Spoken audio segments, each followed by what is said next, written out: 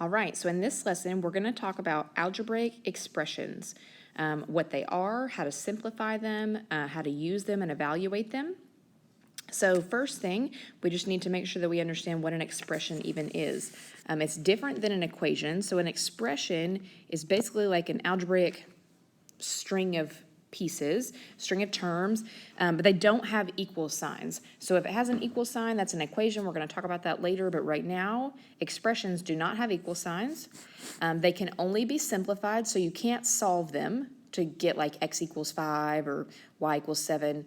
And they may contain variables, constants, and coefficients. So as a reminder for yourself, variables are these letters.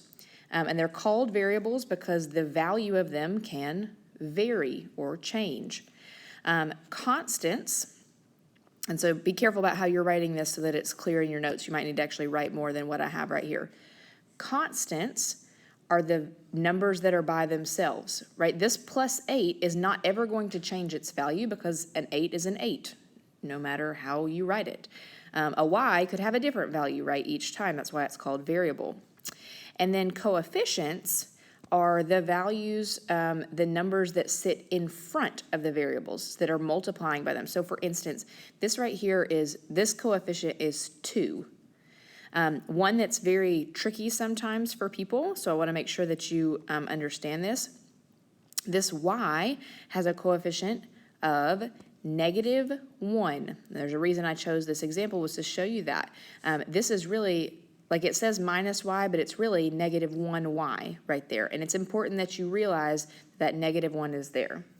So let's look at just a reminder of how to do distributive property and combining like terms to make sure you have what you need for today. So this first example is actually going to have both. And if you notice, there's a handful of operations here. Normally, order of operations is PEMDAS. So remember, P is parentheses or grouping symbols, E is exponents, MD is multiply, divide, and AS is add and subtract. So really this would say I need to deal with what's inside the parentheses first, but I can't do 3x minus 5. I can't take 5 away from that because it doesn't have an x. So I'm done with that one. This exponent, and this is important for you to know, this squared is only on the x. It's not on the 4, so I can't do anything there either, which means I then need to go to multiplication. So let me clean this up a little bit so we see what we're looking at. So the only things that I can really do here are multiply, which is that distributive property, and maybe add. So I'm going to multiply first. There are 2 terms here, so the 2 is going to multiply to both of those. So first, this is going to give me 6x, and then 2 times -5 is -10. And now this is outside of the parentheses, so I'm just going to carry it down because I can't do anything with it yet. And sometimes you might think, well, you can do something with this like x squared because that's got an x and this has an x. Okay, an x squared is different than an x. So like terms, you need to write this down as a definition. Like terms have the same variable with the same exponent. So in this case, there are no like terms, which is going to make this our final answer. Now let's look at this second example, and remember you can pause this video at any point to write down what you need to write down so that you have everything written down. You should have that, what I just said about like terms, written in your notes.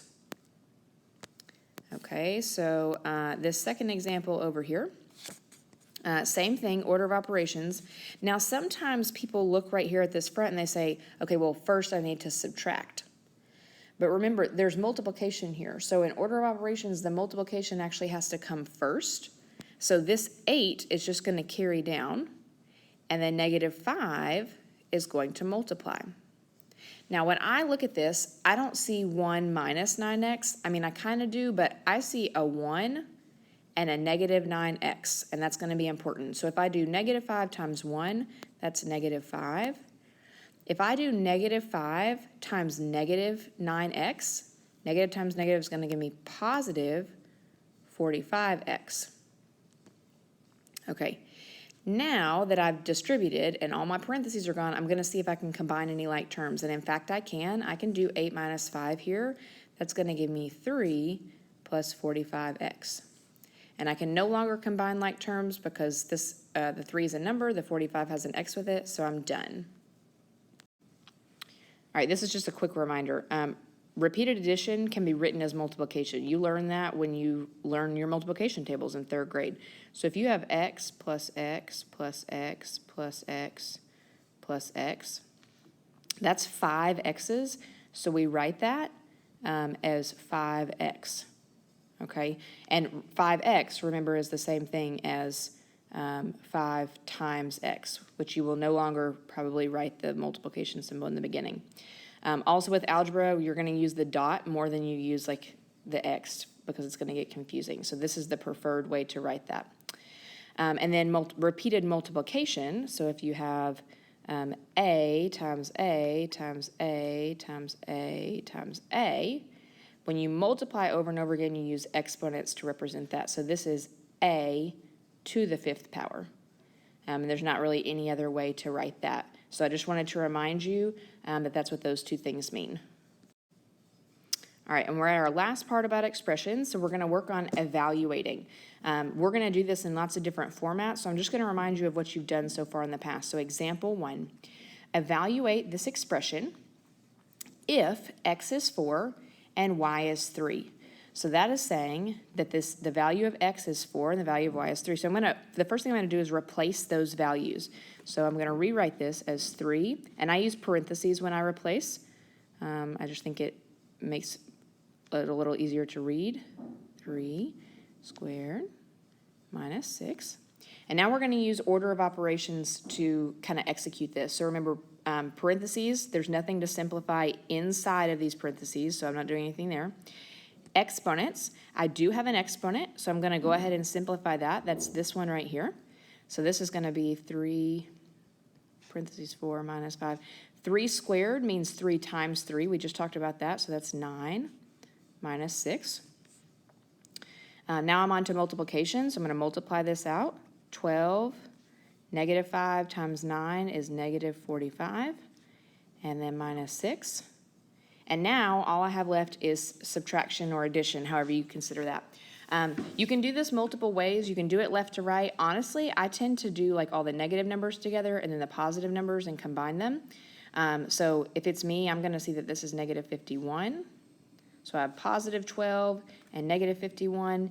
And when I put those together, I'm going to get negative 39. So that is the evaluation of that expression with those two values. All right, let's do one more example, and I've picked this one specifically because it's tricky, and it's something we're going to kind of work on all year long. So I'm evaluating negative x squared if x is negative 3. So one thing I want to remind you, this negative right here, if it's sitting in front, is really, like we said, a negative 1. So the first thing I'm going to do is just rewrite this as negative 1x squared. Now I'm going to replace this with a negative 3 squared. So order of operations says that I need to do exponents first, and negative 3 squared means negative 3 times negative 3, which is positive 9. Negative times negative is a positive, so this is negative 1 times 9, which is negative 9.